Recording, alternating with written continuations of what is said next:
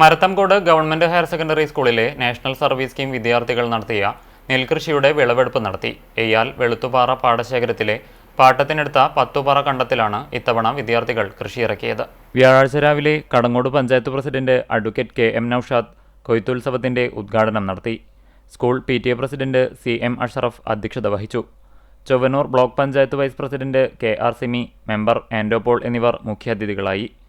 മുൻ ജില്ലാ പഞ്ചായത്ത് അംഗം ജലീൽ ആദൂർ, പാടശേഖര സമിതി president Aneesh, principal V Smitha, SMC chairman MM Thahir എന്നിവർ സംസാരിച്ചു.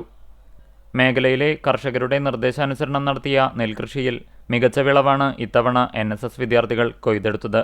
കൊയ്തെടുത്ത നെല്ല് അരിയാക്കി 5 കിലോയുടെ പാക്കറ്റുകളാക്കി വിൽക്കാനാണ് തീരുമാനം. കൃഷിയിൽ നിന്ന് കിട്ടുന്ന ലാഭം ജീവകാരുണ്യ പ്രവർത്തനങ്ങൾക്കായാണ് ഉപയോഗിക്കുക എന്ന് NSS പ്രോഗ്രാം ഓഫീസർ രേഷ്മ പ്രിയൻ പറഞ്ഞു. കഴിഞ്ഞ സീസണിലെ കൃഷിയിൽ നിന്നും ലഭിച്ച ലാഭവിഹിതത്തിൽ നിന്ന് 25,000 രൂപ മുണ്ടക്കൈ ദുരിതാശ്വാസ നിധിയിലേക്ക് സ്കൂളിലെ വിദ്യാർത്ഥികൾ സംഭാവന നൽകിയിരുന്നു.